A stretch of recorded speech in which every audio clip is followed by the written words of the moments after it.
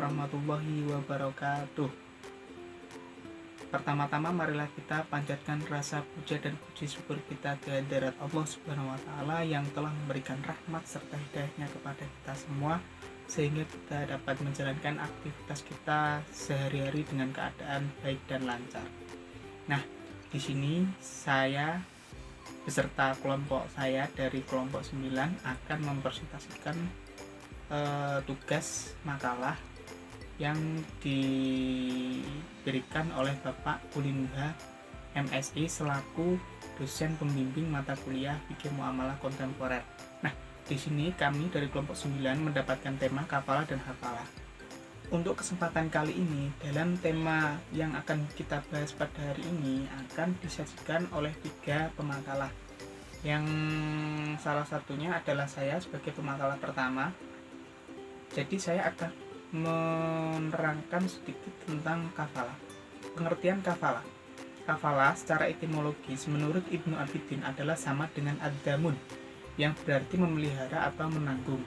Dan dalam artian ini kalangan Malikiyah ataupun Syafi'iyah dan juga Hanabiyah mendefinisikan kafalah sebagai jaminan yang diberikan seseorang kepada orang lain yang mempunyai tanggung jawab menunaikan hak pembayaran hutang. Dengan demikian, maka pembayaran hutang menjadi tanggungan pihak penjamin. Sementara dalam kompilasi hukum ekonomi syariah atau KHES pasal 20 ayat 12, kafalah didefinisikan sebagai jaminan atau garansi yang diberikan oleh penjamin kepada pihak ketiga atau pemberi pinjaman untuk memenuhi kewajiban pihak kedua atau peminjam. Dalam definisi di sini dapat dipahami bahwa kafalah adalah jaminan atau garansi yang diberikan oleh satu pihak kepada pihak lain berupa pemenuhan kewajiban yang harus dilaksanakan oleh pihak yang seharusnya bertanggung jawab. Seperti itu. Jadi pengertian kafalah itu adalah jaminan atau garansi yang diberikan oleh pihak penjamin kepada pihak ketiga atau pemberi pinjaman untuk memenuhi kewajiban pihak kedua atau peminjam, seperti itu. Selanjutnya yaitu dasar hukum. Dasar hukum dari kafalah itu diperbolehkan berdasarkan legitimasi dari Al-Quran, As-Sunnah, serta ijma ulama. Nah, di sini di dalam surat Yusuf ayat 72 itu menerangkan yang artinya bahwasanya kami kehilangan piala raja. Barang siapa yang dapat mengembalikannya akan memperoleh dan makan seberat beban unta, dan aku menjamin terhadapnya. Dan di situ kan terdapat kata-kata penjamin. Nah, pada era tersebut itu terdapat akad ataupun praktek dari kafalah. Jadi makanya ulama sepakat bahwasanya kafalah diperbolehkan atas dasar dari ayat tersebut. Nah, menimbang dari ayat tersebut, ulama bersepakat bahwasanya kafalah diperbolehkan karena masyarakat juga banyak yang membutuhkan terhadap akad semacam ini. Kafalah dapat membantu beban-beban orang yang berutang agar lebih ringan. Sementara bagi pihak yang mempunyai piutang, kafalah juga akan membuatnya lebih tenang karena harta yang dipinjamkannya ada yang menjamin. Sementara itu di Indonesia yang bersangkutan dengan kafalah ini telah disepakati oleh ulama dalam fatwa MUI nomor 11 tahun 2000 yang disitu membahas tuntas tentang kafalah serta pengaplikasiannya dalam kehidupan sehari-hari seperti itu. Nah, di sini selanjutnya adalah rukun dan syarat kafalah. Rukun kafalah menurut jumhur ulama itu ada 4. Yang pertama itu pihak penjamin ataupun al-kafil, yaitu pihak yang mempunyai kecakapan untuk mentasarufkan hartanya. Sedangkan yang kedua yaitu objek yang dijamin ataupun dalam bahasa Arabnya itu maf'ul bih, yaitu berupa hak yang dapat diwakilkan kepada pihak lain, biasanya berupa hutang ataupun barang harta tertentu yang statusnya tertanggung, seperti itu. Nah, yang ketiga yaitu pihak yang dijamin ataupun maf'ul anhu, yaitu pihak yang mempunyai tanggungan harta yang harus dibayar baik masih hidup maupun sudah mati. Nah, Yang keempat yaitu akad ijab dan qabul ataupun bisa dikatakan sigot, yaitu ungkapan baik menggunakan lisan ataupun tulisan maupun isyarat yang menunjukkan bahwasanya isyaratnya adanya kehendak para pihak untuk melaksanakan kafalah tersebut. Dan terdapat satu tambahan rukun dari madzhab Syafi'iyah, jadi ada lima rukun ya. Yang satu tambahan itu adalah pihak yang berpiutang atau sering disebut dengan maf'ul lahu. Nah, seperti itu. Jadi yang selanjutnya yaitu syarat dari kafalah. Syarat dari kafalah tersebut menurut jumhur ulama ada 5. Yang pertama adalah sigot. Sigot tersebut diekspresikan secara konkret dan jelas. Dan yang kedua yaitu maf'ul bih ataupun objek yang tertanggung, bersifat mengikat. Jadi maf'ul bih ini objek yang ditanggungnya tersebut itu bersifat mengikat terhadap tanggungan dan tidak bisa dibatalkan secara syar'i. Dan yang ketiga yaitu kafil, yaitu seseorang yang berjiwa ataupun filantropi, yaitu suka berbuat baik demi kemaslahatan orang lain. Yang keempat adalah maf'ul anhu, adanya kemampuan untuk menerima objek tanggungan baik atas dirinya ataupun yang mewakilinya. Sedangkan yang kelima adalah maf'ul lahu, yaitu orang yang berpiutang. Itu adalah syarat-syarat dari kafalah. Nah, selanjutnya adalah jenis-jenis dari kafalah. Menurut Imam Asy'arqasi, kafalah itu ada 2 macam. Yang pertama adalah kafalah bin nafsi ataupun asuransi jiwa, sedangkan yang kedua adalah kafalah bil mal ataupun asuransi harta. Dan ini ada pendapat lain dari Wahbah al-Zuhairi. Jenis-jenis kafalah itu ada 2 juga, cuma penamaannya yang beda. Yang pertama adalah kafalah bil ain ataupun jaminan terhadap barang, sedangkan yang kedua adalah kafalah bin nafsi ataupun jaminan terhadap jiwa. Dan juga ada pendapat lain dari Syafi'i Antonio, yaitu jenis-jenis kafalah itu ada 2. Yang pertama adalah kafalah bin nafsi ataupun merupakan akad yang memberikan jaminan atas personal guaranti. Ya, jadi hampir sama ya, yaitu adalah asuransi jiwa, sama dengan asuransi jiwa, semacam asuransi jiwa. Dan yang kedua adalah kafalah bil mal, merupakan jaminan pembayaran barang ataupun pelunasan hutang. Ya, dari pengertiannya ya sama juga, yaitu asuransi barang, hampir sama dengan asuransi barang. Nah, cuma dari pendapatnya Syafi'i Antonio ini terdapat pembagian dalam kafalah bil mal. Yang pertama adalah kafalah bitamsil, yaitu jenis kafalah ini biasanya dilakukan untuk menjamin pengembalian atas barang yang disewa pada masa sewa berakhir, seperti itu. Dan yang kedua adalah kafalah al-munjazah, adalah jaminan mutlak yang tidak dibatasi oleh jangka waktu dan untuk kepentingan atau tujuan tertentu. Salah satu bentuk kafalah ini adalah pemberian jaminan dalam bentuk perform bonds ataupun jaminan prestasi, yaitu salah satu yang lazim di kalangan perbankan. Dan yang ketiga adalah kafalah al-mutlaqah, yaitu bentuk jaminan ini merupakan penyederhanaan dari kafalah al-munjazah. Jadi hampir sama dengan kafalah al-munjazah ya, cuma ini bentuknya lebih sederhana seperti itu. Nah, itu merupakan jenis-jenis dari kafalah menurut beberapa pendapat. Jadi jenis-jenisnya itu sebagian pendapat itu banyak ada yang menamainya itu berbeda, cuma intinya itu sama. Ya, mungkin itu yang bisa saya sampaikan. Untuk selanjutnya akan dilanjutkan oleh materi yang selanjutnya. Terima kasih. Di sini saya akan melanjutkan dari Saiful. Yang ketiga yaitu aplikasi kafalah dalam lembaga keuangan syariah.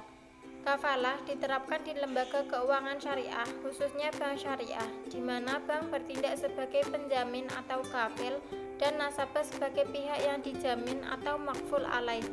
Dalam hal ini, bank mendapat fee atas jaminan yang diberikan kepada nasabah. Dalam pandangan BMI atau Bank Muamalat Indonesia, ada beberapa penerapan konsep kafalah. Yang pertama, kafalah al-nafs merupakan akad pemberian jaminan atas diri. Sebagai contoh, seorang nasabah yang mendapat pembiayaan dengan jaminan nama baik dan ketokohan seseorang atau pemokau masyarakat.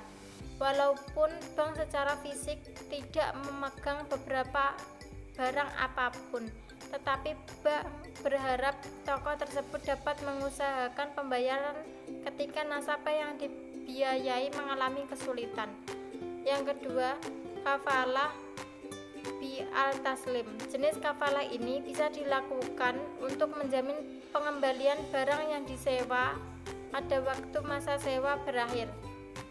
Jenis pemberian jaminan ini dapat dilaksanakan bank untuk kepentingan nasabahnya dalam bentuk kerjasama, perusahaan penyewaan. Jaminan pembayaran bagi bank dapat berupa deposit atau tabungan, dan bank dapat membebankan uang jasa kepada nasabah itu. Yang ketiga, kafalah al-munjazah, yaitu jaminan mutlak yang tidak dibatasi jangka waktu dan untuk jangka waktu, kepentingan, dan tujuan tertentu. Yang keempat, yaitu pengertian hiwalah. Menurut bahasa, yang dimaksud dengan hiwalah ialah al-intiqal dan al-tahwil. Artinya ialah memindahkan atau mengoperkan. Maka Abdurrahman Al-Jaziri berpendapat bahwa yang dimaksud dengan hiwalah menurut bahasa ialah pemindahan dari suatu tempat ke tempat yang lain. Sedangkan pengertian hiwalah menurut istilah para ulama berbeda-beda dalam mendefinisikannya. Yang pertama, menurut Hanafiyah, yang dimaksud dengan hiwalah ialah memindahkan tagihan dari tanggung jawab yang berhutang kepada yang lain yang punya tanggung jawab kewajiban pula. Yang kedua, Al-Jazir sendiri berpendapat bahwa yang dimaksud dengan hiwalah ialah peralihan utang dari tanggung jawab seseorang menjadi tanggung jawab orang lain. Yang ketiga, yang terakhir, Syihab al-Din al-Qalyubi berpendapat bahwa yang dimaksud dengan hiwalah ialah akad yang menetapkan pemindahan beban utang dari seseorang kepada yang lain. Yang selanjutnya akan disampaikan oleh Isma. Terima kasih, saya Isma Novianti, NIM 207. Di sini saya akan menerangkan tentang dasar hukum, rukun, syarat, dan jenis-jenis dari hiwalah. Yang pertama yaitu landasan hukum. Dalam Al-Quran, surat Al-Baqarah ayat 282, yang artinya, hai orang-orang yang beriman, apabila kamu bermuamalah tidak secara tunai untuk waktu yang ditentukan, hendaklah kamu menuliskannya, dan hendaklah seorang penulis di antara kamu menuliskannya dengan benar. Yang kedua terdapat dalam hadis riwayat HR Bukhari dan Muslim. Yang ketiga terdapat dalam ijma. Yang kedua yaitu syarat hiwalah. Menurut Hanafiyah, rukun hiwalah hanya satu, yaitu ijab dan qabul, yang dilakukan antara orang yang menghiwalahkan dengan yang menerima hiwalah. Syarat-syarat hiwalah menurut Hanafiyah ialah yang pertama yaitu orang yang memindahkan utang atau muhail. Yang kedua yaitu orang yang menerima hiwalah atau rad ad-dain. Yang ketiga yaitu orang yang dihiwalahkan atau muhal alaih. Yang keempat adanya utang muhail kepada muhal alaih. Yang selanjutnya yaitu rukun dari hiwalah. Rukun hiwalah menurut Syafi'iyah itu ada 4, yaitu sebagai berikut. Yang pertama yaitu muhil, yang kedua yaitu muhtal, yang ketiga muhal alaih, dan yang keempat adanya piutang muhal alaih kepada muhil. Yang kelima, sigot hiwalah, yaitu ijab dari muhil dengan kata-katanya, aku hiwalahkan utangku yang hak bagi engkau kepada fulan. Dan qabul dari muhtal dengan kata-katanya, aku terima hiwalah engkau. Yang D yaitu jenis-jenis hiwalah. Jenis-jenis hiwalah dalam pandangan ulama antara lain sebagai berikut. Yang pertama yaitu hiwalah mutlaqah. Hiwalah mutlaqoh terjadi jika orang yang berhubungan atau orang pertama kepada orang lain atau orang kedua mengalihkan hak penagihannya kepada pihak ketiga tanpa didasari pihak ketiga ini berhutang kepada orang pertama.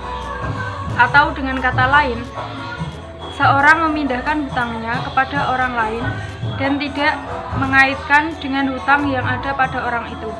Yang kedua yaitu hiwalah muqayyadah. Hiwalah muqayyadah terjadi jika muhil mengalihkan hak penagihan muhal kepada muhal alaih, karena yang terakhir punya hutang kepada muhal. Seseorang memindahkan utang dan mengaitkan dengan piutang yang ada padanya. Inilah hiwalah yang boleh atau jaiz berdasarkan kesepakatan para ulama. Yang ketiga yaitu hiwalah hak.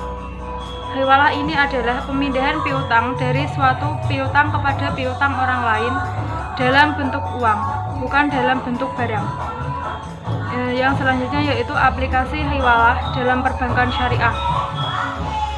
Aplikasi hiwalah dalam perbankan syariah biasanya digunakan dalam menerima pembayaran dari pemilik proyek. Kontrak hiwalah biasanya diterapkan dalam hal-hal sebagai berikut. Yang pertama yaitu factoring atau anjak piutang, di mana para nasabah yang memiliki hutang pada pihak ketiga memindahkan utang itu kepada bank. Yang B, post debt check, di mana bank sebagai pihak juru tagih tanpa membayarkan dulu piutang tersebut. Yang selanjutnya yaitu bill discounting. Secara prinsip, bill discounting serupa dengan hiwalah. Hanya saja dalam bill discounting, nasabah hanya membayar fee, sedangkan pembayaran fee tidak didapati dalam kontrak hiwalah. Salah satu contoh dari aplikasi hiwalah atau take over atau pengalihan utang dalam perbankan yaitu adanya sistem anjungan tunai mandiri atau ATM dan sistem yang lainnya. Terima kasih.